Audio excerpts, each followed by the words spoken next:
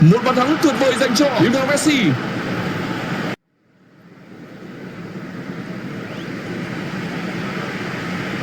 Một bàn thắng tuyệt vời dành cho Lionel Messi.